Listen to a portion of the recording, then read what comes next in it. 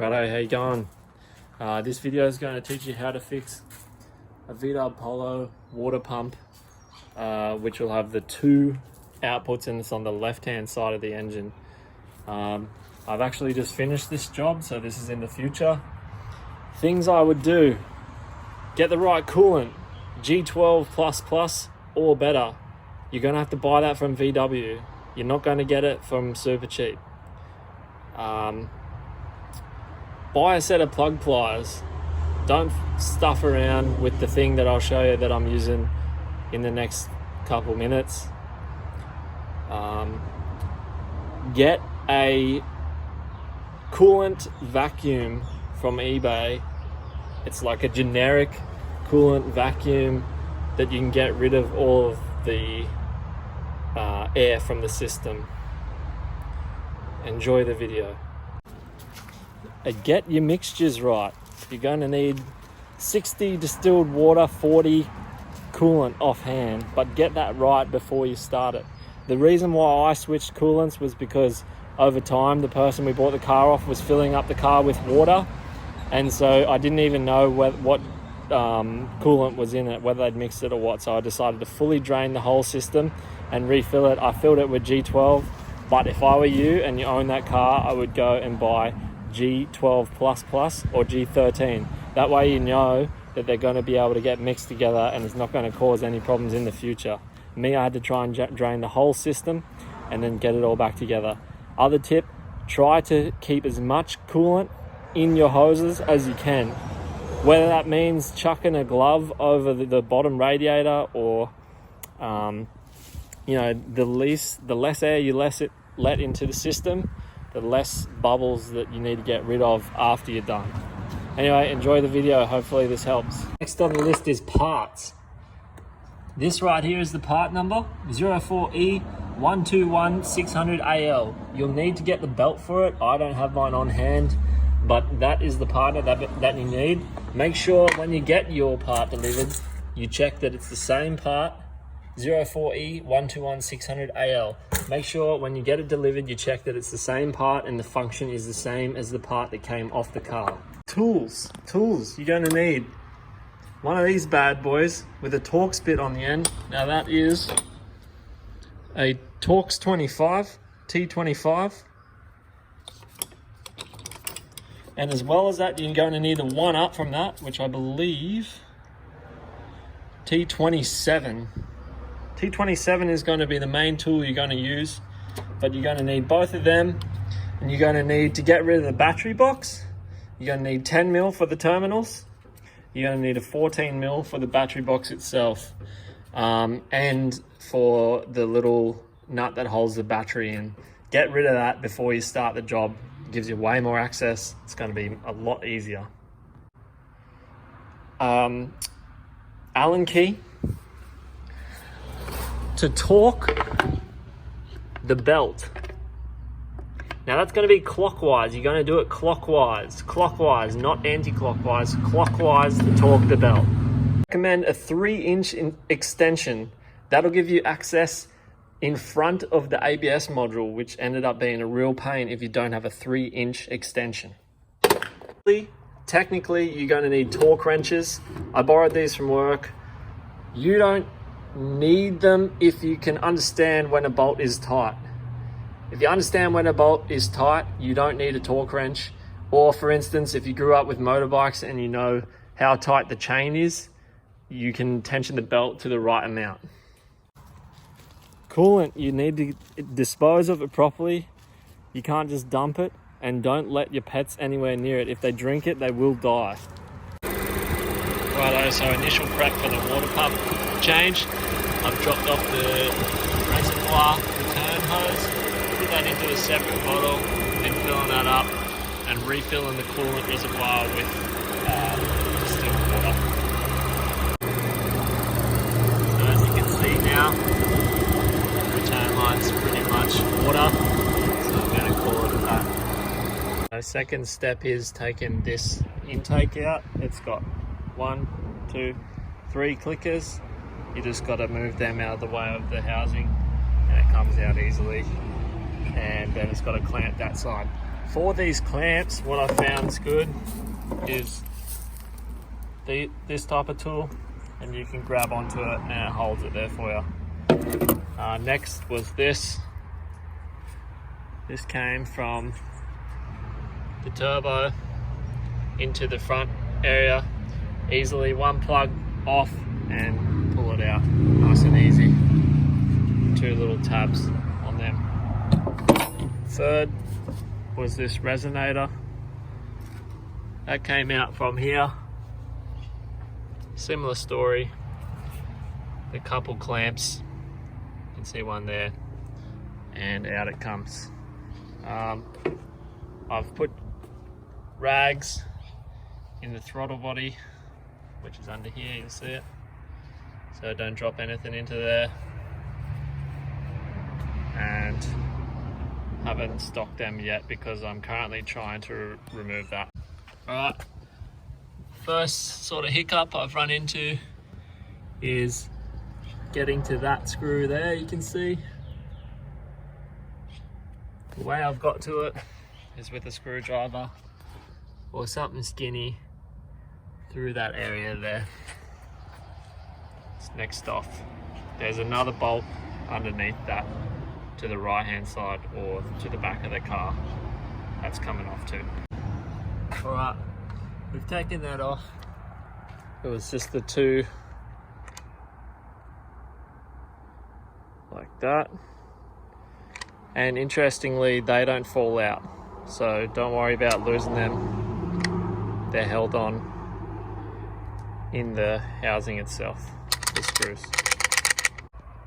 Righto, so we've taken off a fair few accessory bits down to the point where we can start taking off the hoses and the belt cover. Now I've jacked the car up. You don't need a lot of access. Not too impressed with this, it's plastic. But the jacking point for it is on that sharp bit of metal there. I've gone and put a jack stand underneath. If you don't have one of them, put a spare tire or something that's going to stop the car from falling while you're underneath it. The next step is to take off the underneath the engine guard, and that is going to take a 25 Torx bit, and there's about 7 or 8 maybe screws under there that you just undo and then pull the whole cover back to pull it away from the front bumper. Rightio, bottom cover is off. Yours will probably be a lot dirtier than that. I've cleaned that recently just to see whether there was any oil leaks that I needed to worry about. So next on the list, we're going to pop the bottom radiator hose, the bottom left radiator hose off of the car, and as you can see, it's that there. So you're going to need to use pliers again. Now this one has an auto lock, as you can see. So once you clamp that open, it'll stay open until you put pressure on the male side to pop it off that notch. So once you clamp that open, it should stay open. If it doesn't do that, you've got to play with it a bit until it does. When taking off that hose, just be careful. Obviously it could be hot, so make sure the car's cool enough. And also it could be quite tight on it because it probably hasn't been removed before. So you just want to grab it with your hand, make sure the hose is nice and dry and you've got a bit of grip, and twist it side to side when you're pulling it off so that you don't tear it. Don't, whatever you do, get a screwdriver onto it because you'll probably end up tearing it, which is no good. Also, don't forget to find a suitably sized bucket to catch the coolant when you drop it. Not sure exactly how much is going to come out of this yet, but my guess is around the 4 litre mark. Right, I've just jacked the car up facing the other way just to get it on an angle and get more of the coolant out of the car. That hose, really take your time on it. It's going to be hard to get off, so just slowly wiggle it off and you'll get there, and chances are when you take it off you'll get covered in coolant, so get out of the way. Right, next on the to-do list, take off this crankcase breather hose. I've just set it up there. Seems like not a bad spot, but I'll probably take off both sides so I got more access. Yeah, there's plenty of room. Next is get this off wire harness. I think get a screwdriver under it, we'll see. Alright, next on the list is taking off the cover. I tried taking these little things off, but lesson learnt, just leave them connected, disconnect the two plugs that run off the harness and you'll easily take it off. So you just got two long screws and that's cover off. I just noticed the cover has coolant in it, so that's obviously where the leak's coming from. Somewhere within, dare I say, between the housing of the pump and the plastic. I guess we'll find out later on, but next stage is taking off all of these coolant lines from the pump itself. 2, 3, 4, and 5. One of them comes from your heater coil in the cabin. So if you lower that hose, a lot more coolant's going to come out of it. We've got this little clip that we've got to take off. So just got a little hole to press in there. It's not gonna. This clip's a bit temperamental. What I ended up having to do is get a screwdriver.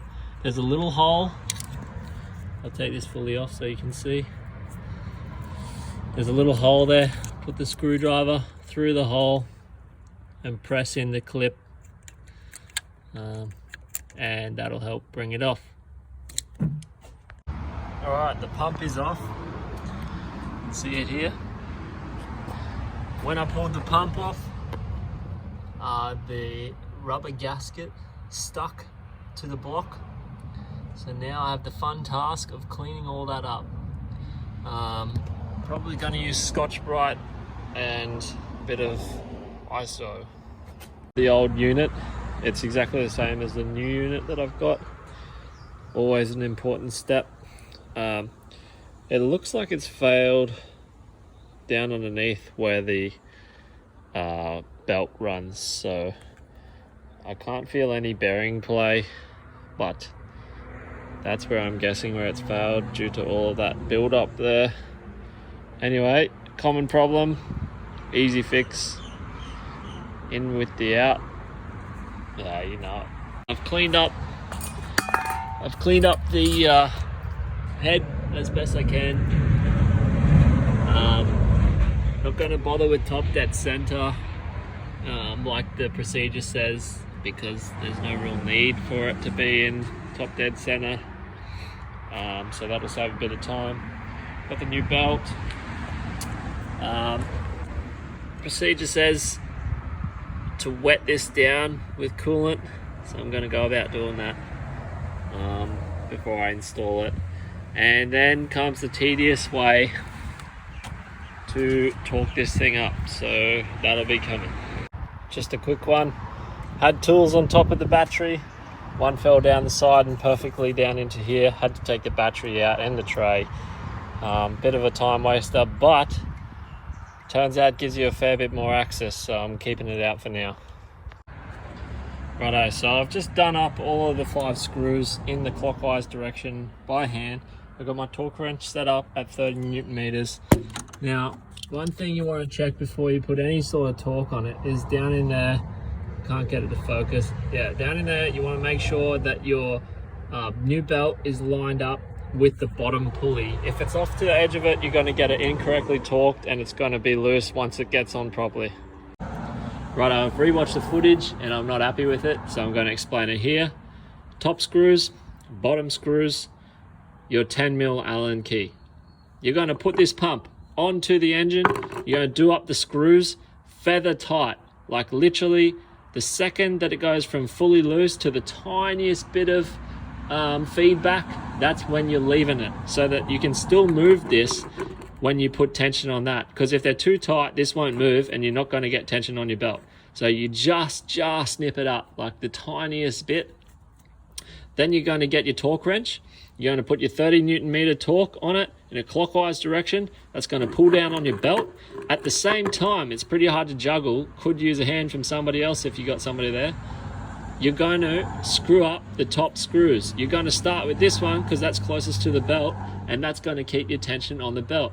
So 30 Newton meters. While doing so, top 3 screws as tight as you can with a hand screwdriver, not a socket. You're going to over torque them. And then hit your bottom ones, bottom 2. If you get all 5 of them done up as tight as you can with your hand, then you should be at a point where you can take away the torque wrench. Once you take away the torque wrench, the belt shouldn't change in tension. It should still be a nice taut tension. After you've done that, set up your torque wrench, 12 Newton meters, make your way around the top and then bottom, and call it a day. That should be a perfectly tensioned belt. Please check the applicable publications, but this is how I found the best way to do it. Right, so I've hung up the distilled water on the bonnet. I've got all of the hoses connected except for the return line and the heater tube. Not really sure exactly why, but what I'm going to do is fill the heater tube as much as I can until it's overflowing, and then put it on.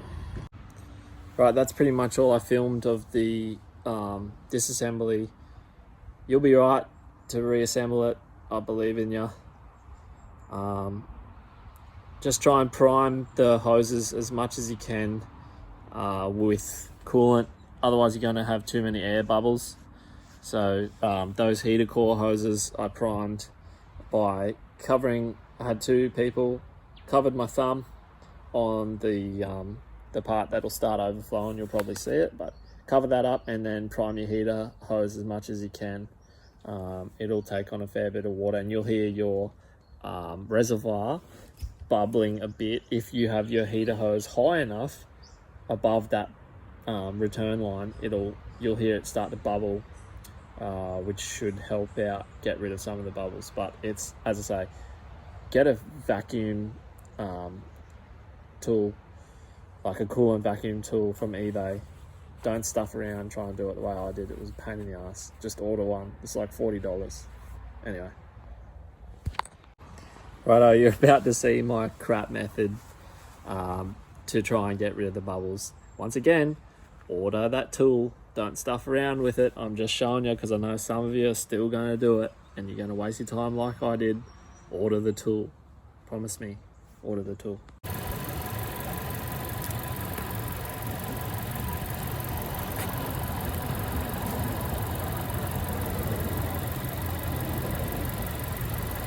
Next on the list, got top hose. Those of you who insist on not getting that tool, I see you behind that screen wasting your time, wasting your hard-earned time without spending $40 on the coolant bleed tool.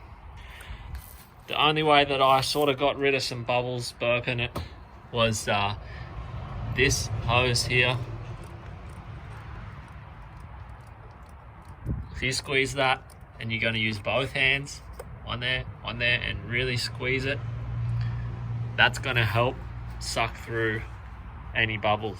But still, I'm not confident on it as a good system at all. Buy the tool.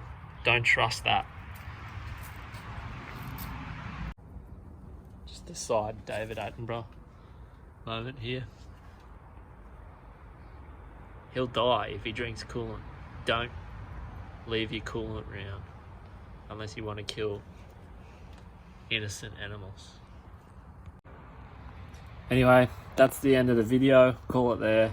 Hopefully that helps you. Pretty tedious job. If you got the money or you're not a tight ass, spend it at the mechanic and get them to do it. But if you're a tight ass like me, stuff around for a day and do it yourself. You'll be alright. I believe in you. Good luck.